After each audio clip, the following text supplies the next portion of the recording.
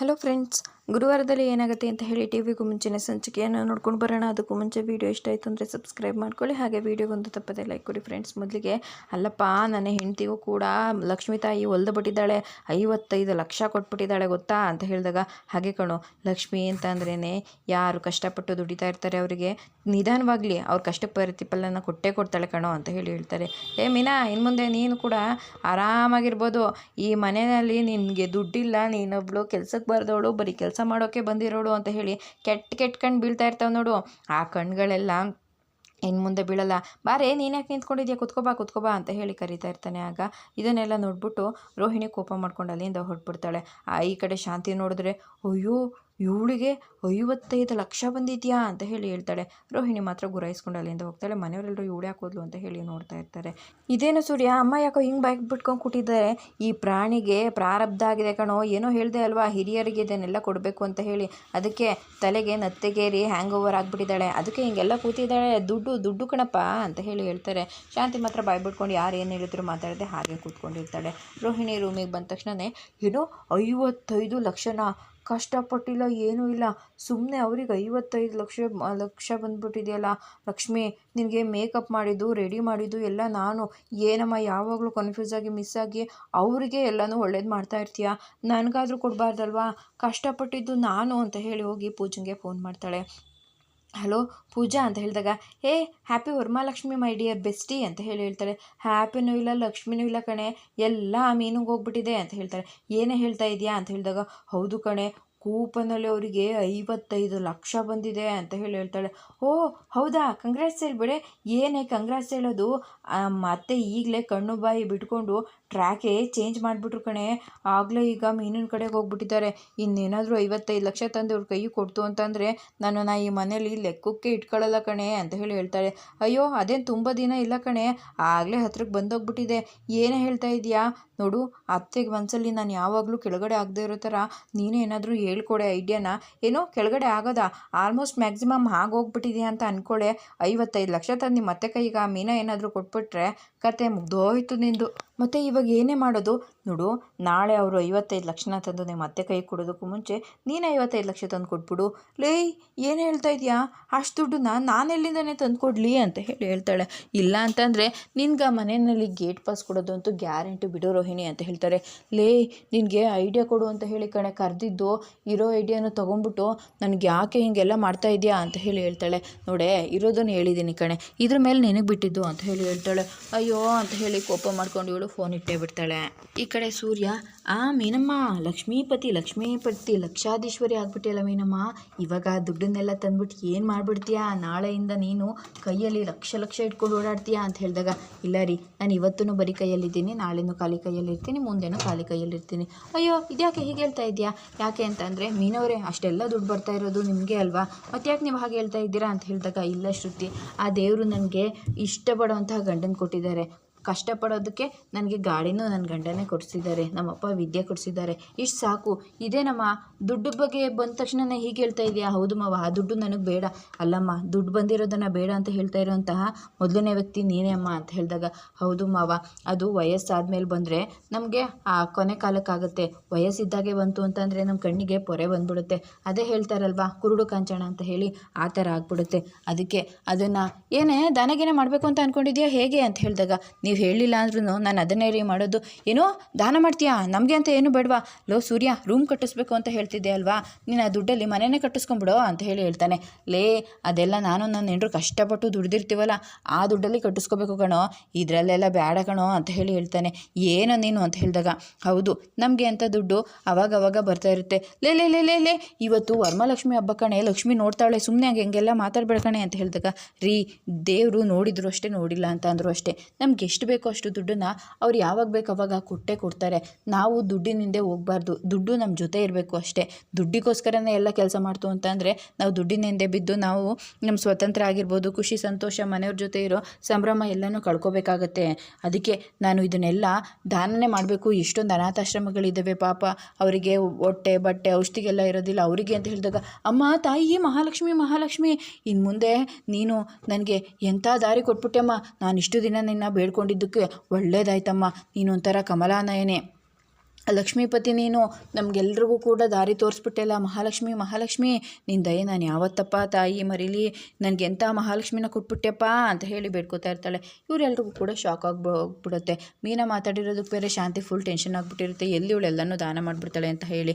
ಆಗ ಕಮಲಾನಯನೇ ನೀನು ಹಸಿರು ಸೀರೆ ಉಟ್ಕೊಂಡು ದುಡ್ಡು ತೋರಿಸ್ಕೊಂಡೇ ಕೂತಿದ್ಯಾ, ಅದಕ್ಕೆ ಈ ಮನೆಯಲ್ಲಿರೋರ್ಗೆ ಯಾರಿಗೂ ಕೂಡ ಅನ್ಯಾಯ ಆಗಬಾರ್ದು ಅಂತ ಹೇಳಿ ನೀನೇ ನಿನ್ನ ಮಗಳ ನೆಪದಲ್ಲಿ ನಮ್ಮ ಮನೆಗೆ ಬಂದಿದೆಯಲ್ಲಮ್ಮ ಅಂತ ಹೇಳಿ ಹೇಳ್ತಾ ಇರ್ತಾರೆ. ಎಲ್ಲರೂ ಫುಲ್ ಶಾಕು, ಈ ರೀತಿ ಉಲ್ಟಾ ಹೊಡಿತಾ ಇದ್ದಾಳಲ್ಲ ಇವಳು ಅಂತ ಹೇಳ್ಬಿಟ್ಟು ನೋಡ್ತಾ ಇರ್ತಾರೆ.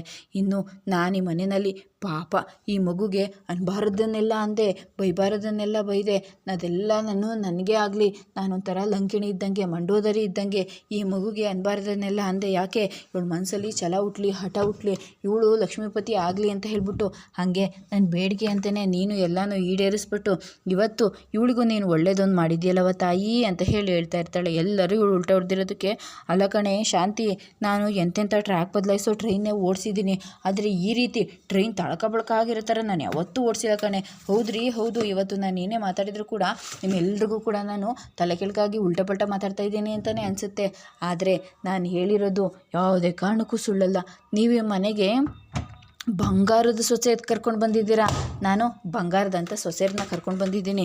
ನಾನು ಕರ್ಕೊಂಡು ಬಂದಿರೋ ಇಬ್ಬರು ಸೊಸೆಯಂದರು ಕೋಟ್ಯಾಧಿಪತಿಗಳಾಗಿರ್ಬೋದು, ಆದರೆ ನಾನು ಈ ಮನಸ್ಸಲ್ಲಿ ಈ ಮಗುಗೆ ತಾಯಿ ಒಳ್ಳೇದು ಮಾಡಮ್ಮ, ಅವಳಿಗೂ ಕೂಡ ಒಳ್ಳೆ ಬುದ್ಧಿ ಕೊಡಮ್ಮ, ಅವಳಿಗೂ ಒಳ್ಳೆ ಲಕ್ಷ್ಮಿ ಒಳ್ಳೆಯ ಥರ ಮಾಡಮ್ಮ ಅಂತ ಹೇಳಿ ಹೋಗಿ ದೇವ್ರ ಹತ್ರ ಎಷ್ಟೆಲ್ಲ ಬೇಡ್ಕೊಂಡು, ದೇವ್ರ ಹತ್ರ ಎಷ್ಟೆಲ್ಲ ಪ್ರಾರ್ಥನೆ ಮಾಡಿಕೊಂಡು, ಇವಳಿಗೂ ಸ್ವಲ್ಪ ಹಣದಯ ಪಾಡು ಅಂತ ಹೇಳಿ ಎಷ್ಟೆಷ್ಟೆಲ್ಲ ದೇವರಿಗೆ ಅರ್ಚನೆ ಮಾಡಿಸಿದ್ದೀನಿ ಅನ್ನೋದು ನಿಮ್ಗೇನಾದರೂ ಗೊತ್ತೇನ್ರಿ? ಗೊತ್ತಿಲ್ಲ. ಯಾಕೆ ಅಂದರೆ ನಾನು ಅದನ್ನೆಲ್ಲ ನಿಮಗೆ ಕಣ್ಣಿಗೆ ಕಾಣಂಗೆ ಮಾಡ್ತಾ ಇರಲಿಲ್ಲ. ಬೇಕಿದ್ರೆ ಹೋಗಿ ಕಸ್ತೂರಿನ ಕೇಳಿ ಅಂತ ಹೇಳ್ತಾರೆ. ಅಂತ ಹೇಳ್ತಾರೆ. ನೋಡಮ್ಮ ಮೀನಾ, ನಿನ್ನನ್ನು ನಾನು ಏನೇನೋ ಬೈದ್ಬಿಟ್ಟಿದ್ದೀನಿ, ಅದನ್ನೆಲ್ಲ ಬೇಜಾರು ಮಾಡ್ಕೊಬಿಡಮ್ಮ. ನಿನಗೂ ಹಠ ಛಲ ಹುಟ್ಲಿ, ನೀನು ಕಷ್ಟಪಟ್ಟು ನಿನಗೂ ದುಡ್ಡು ಬರಲಿ ಅನ್ನೋದೇ ಒಂದೇ ಒಂದು ಕಾರಣಕ್ಕೋಸ್ಕರ ನಾನು ಇಷ್ಟೆಲ್ಲ ಮಾಡಿದ್ದಮ್ಮ. ನೋಡು, ನಿನಗೆ ಅಂತೂ ನಾನು ಬೇಡ್ಕೊಂಡಿರೋದಕ್ಕೆ ಆ ತಾಯಿ ದಯಪಾಲಿಸಿ ನಿನಗೆ ಲಕ್ಷ್ಮಿನ ದಾನ ಪಾಲಿಸ್ಬಿಟ್ಟಿದ್ದಾಳೆ. ನಿನ್ನ ಮುಂದೆ ನೀನು ಏನು ಬೇಜಾರು ಮಾಡ್ಕೊಬಿಡಮ್ಮ, ನಿನ್ನ ಜೊತೆಗೆ ನಾನು ಇರ್ತೀನಿ, ನೀನೇನು ಯೋಚನೆ ಮಾಡಬೇಡ. ನಮ್ಮನೆ ಮಹಾಲಕ್ಷ್ಮಿ ಅಮ್ಮ, ನೀನು ಮಹಾಲಕ್ಷ್ಮಿ ಅಂತ ಹೇಳಿ ಹೇಳ್ತಾ ಇರ್ತಾಳೆ. ಏನಪ್ಪ ಇದು, ಲೋ ಸೂರ್ಯ, ನನಗೆ ತಲೆ ಸುತ್ತುತ್ತಾ ಇದೆ ಕಣೋ, ಇಟ್ಕೊಳ್ಳೋ ನನ್ನನ್ನು ಅಂತ ಹೇಳಿ ಹೇಳ್ತಾನೆ.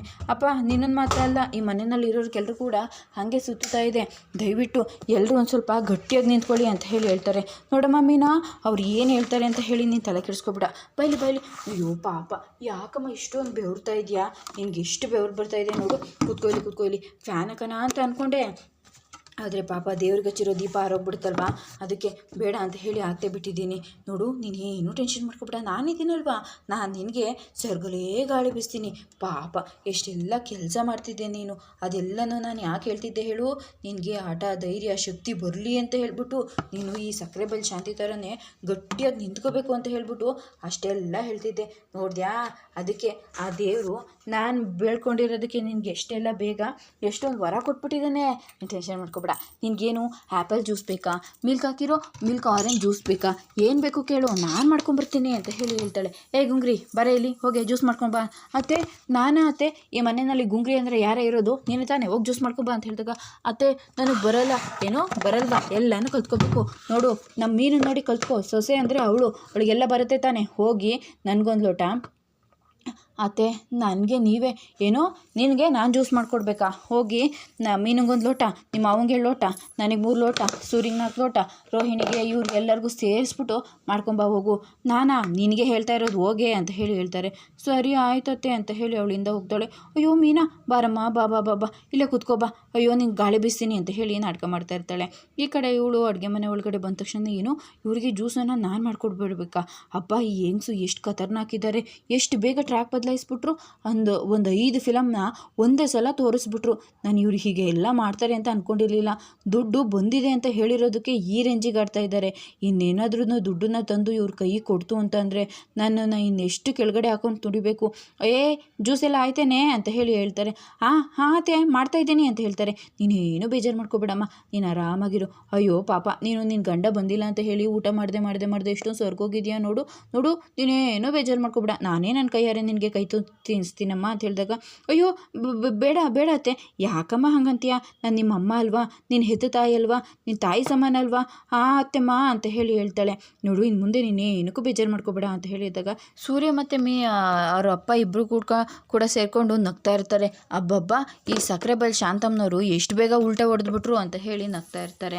ಈ ಕಡೆ ನೋಡಿದ್ರೆ ಪಾಪ ಇವಳು ಜ್ಯೂಸ್ ಮಾಡ್ತಾ ಇರ್ತಾಳೆ. ಆಯ್ತೇನೆ ಅಂತ ಹೇಳಿದಾಗ, ಏನು ಇವರಿಗೆ ಜ್ಯೂಸನ್ನು ನಾನು ಮಾಡಿಕೊಡ್ಬೇಕಾ, ಇಷ್ಟು ದಿನದವರೆಗೂ ನನ್ನ ಕೈಯಲ್ಲಿ ಸೇವೆ ಮಾಡಿಸ್ಕೊತಾ ಇದ್ಲು, ನಾನು ಅವಳ ಕೈಯಲ್ಲಿ ಸೇವೆ ಮಾಡಿಸ್ಕೊತಾ ಇದ್ದೆ, ಮೀನಾ ಈಗ ನಾನು ನಿನಗೆ ಸೇವೆ ಮಾಡಬೇಕಾ ಅಂತ ಹೇಳಿ ಕೋಪ ಮಾಡ್ಕೊತಾ ಇರ್ತಾಳೆ. ಜ್ಯೂಸ್ ಮಾಡೋದಕ್ಕೆ ಹೋಗ್ಬಿಟ್ಟು ಎಲ್ಲ ಚೆಲ್ಬಿಡುತ್ತೆ. ಅಯ್ಯೋ ನಂಗೆ ಮಾಡೋಕ್ಕೆ ಬರೋಲ್ಲ, ಇವ್ರು ಯಾಕೆ ಇಷ್ಟು ಹಿಂಸೆ ಕೊಡ್ತಾ ಇದ್ದಾರೆ ಅಂತ ಹೇಳಿ ಅಂದ್ಕೊಂಡು ಮತ್ತೆ ಜ್ಯೂಸ್ ಮಾಡ್ತಾಳೆ, ಉಪ್ಪು ಹಾಕ್ಬಿಡ್ತಾಳೆ. ಆಗ ಅಯ್ಯೋ ರೋಹಿಣಿ ಅವರೇ, ನೀವು ಯಾಕೆ ಇಷ್ಟೊಂದು ಬೆವ್ತಿದ್ದೀರಾ ಅಂತ ಹೇಳಿ ಕೇಳ್ತಾಳೆ. ಅದು ತುಂಬ ಸುಸ್ತಾಗ್ತಾ ಇದೆ ಅಂತ ಹೇಳಿದಾಗ, ಹಾಗಿದ್ರೆ ಈ ಜ್ಯೂಸ್ನ ನೀವೇ ಮೊದಲು ಕುಡೀರಿ ಅಂತ ಹೇಳ್ತಾಳೆ. ಏನೋ ನಾನಾ ಅಂತ ಹೇಳಿದಾಗ, ಹೌದು ಕುಡೀರಿ ಅಂತ ಹೇಳಿ ಹೇಳ್ತಾಳೆ. ಅಯ್ಯೋ ಬೇಡ ಮೀನವ್ರೆ ಅಂತ ಹೇಳಿದಾಗ, ಅಯ್ಯೋ ಪರವಾಗಿಲ್ಲ ನೀವು ಸುಸ್ತಾಗಿದ್ದಾರೆ ಕುಡೀರಿ ಅಂತ ಹೇಳ್ತಾಳೆ. ಬೆಳಗಾಗಿರುತ್ತೆ. ಈ ಕಡೆ ಶಾಂತಿ ಒಂದು 5-6 ಸೂಟ್ಕೇಸ್ನ ತೊಗೊಂಡು ಬಂದಿರ್ತಾರೆ.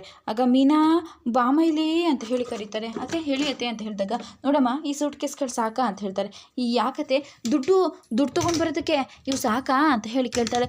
ಓ ಸಾಕು ಇವಾಗ ನಾವೆಲ್ಲರೂ ಹೋಗ್ತಾ ಇರೋದು ದುಡ್ಡನ್ನು ತುಂಬಿಸ್ಕೊಂಡು ಬರ್ತಾ ಇರೋದು ಅಷ್ಟೇ ಅಂತ ಹೇಳಿ ಹೇಳ್ತಾರೆ. ಆಗ ಓ ನೋಡು ಎಲ್ಲದೂ ಒಳ್ಳೇದಾಯಿತು, ಬನ್ನಿ ಹೋಗೋಣ ಮೊದಲು ಅಂತ ಹೇಳಿದಾಗ, ಅಪ್ಪ ನೀನು ಬರಲ್ವಾ, ಬರೋಣ ಕಣಪ್ಪ, ಇದು ಸಾಕಾಗ್ತವೇನಪ್ಪ ಅಂತ ಹೇಳಿದಾಗ, ಯಾಕೆ ಸಾಕಾಗಲ್ಲ ನಡಿಯಪ್ಪ, ಇಷ್ಟಕ್ಕೆಲ್ಲ ತುಂಬಿಸ್ಕೊಂಡು ಬರ್ಬೋದು ಅಂತ ಹೇಳಿ ಸೂರ್ಯ ಅಲ್ಲಿಂದ ಹಾಗೆ ನಿಂತ್ಕೊಂಡು ನಗ್ತಾ ಇರ್ತಾನೆ.